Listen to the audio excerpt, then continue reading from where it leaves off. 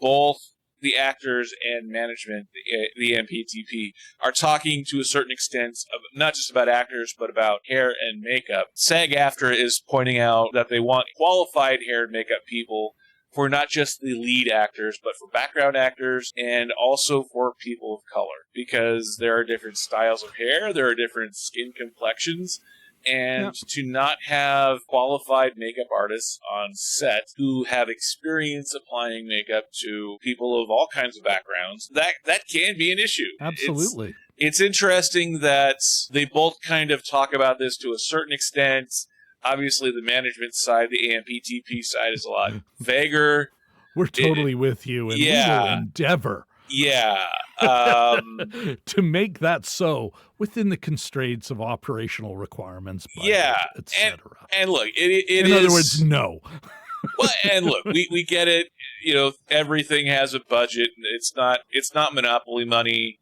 It's interesting to see the union SAG-AFTRA trying to make the bigger tent, trying to include everyone to get people on their side in terms of negotiations. Would makeup artists be even covered under SAG-AFTRA in this case? LA refers to as the domestic market. Canada and the United States, IATSE, International Alliance of Theatrical Stage Employees. Hair makeup is in that union. So not SAG-AFTRA. Not SAG-AFTRA. Going back to these extras, they may have to show up hours before they're needed, and then literally, be prepared to do your own makeup. So all of a sudden you got to pay for it because all that costs. So all of a sudden you're at the lowest earning level and you have to bring all your consumables. So I think some of it's probably got to do with that. Like if you're in a real indie, it's like, you hire actors who can do their own hair makeup because, you can't afford anything. Let's be honest, too. I mean, we can sit here and say, well, yes, of course they should have hair and makeup for every single background actor. But I don't think they're saying that. Well, what they want, maybe like a minimum. If it's a real negotiation, they say, hey, at this budget level with these many bodies, there should be one hair and makeup person for every 10 or every 100, whatever that number is. It's interesting that SAG-AFTRA would be including hair and makeup when they don't cover hair and makeup under their membership. But it's their it affects their members. Oh, right? yeah, of course. Like but it's a bit of a paper tiger. It's not necessarily the top of mind, like if that doesn't make it, but it has a direct impact on the working conditions of their members. It's one thing for us to say we support higher wages and all this stuff, but how much of this, especially the hair and makeup and especially the background performance, how much of this makes indie movies harder to produce? Those are all non-union anyway. This is not no. This is like I don't think it's a paper tiger. I don't think it's a paper tiger at all. Yeah, will it make the movie more expensive? Yes. The argument from the WGA and SAG-AFTRA is that there is money there. These just don't want to spend it. How many movies will not get made? The same number will still get made because they've got a pipeline they need to fill.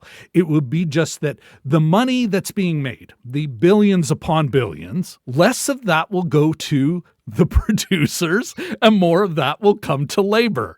That is their argument. When they're talking about the real indies, even if it's got $1 million budget, all these unions negotiate these or have different template agreements based on budget. You know what? We got teacup rates. And we get that you will not have the same resources, but what they're concerned with is like all these moves, it's the big budget ones going, Netflix, we're just a tiny little streamer. Won't someone think of us as we bring in billions? But I think that's really the issue. Do I think that that's a hill they're going to die on? No. But if they can get it, think Great, because all of a sudden their working conditions, because that's more of an issue about working conditions.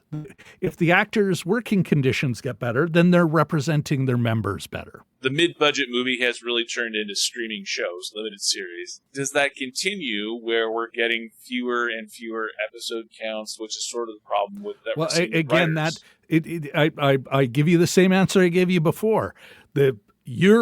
The question is predicated upon the scarcity of funds, whereas I am I agree with the economic analysis both the writers and the actors, these unions have done, where they're like, listen, if you look at the whole pot of money, that's grown into a rather monstrous thing. And these guys just need to share more of it. And there's two ways that money can be shared: better working conditions and just plain more money. Mo money. Their share prices are solid. None of these places are going under.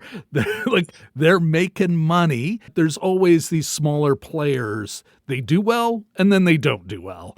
But the whole pie is so much bigger than it was. The unions are arguing it's like, nah, you just need to share more with us. By not charging you what we would charge the broadcast network, we have subsidized the growth of streamers. Now we're like, it's time to collect. There is enough money. The producers just need to cut the check.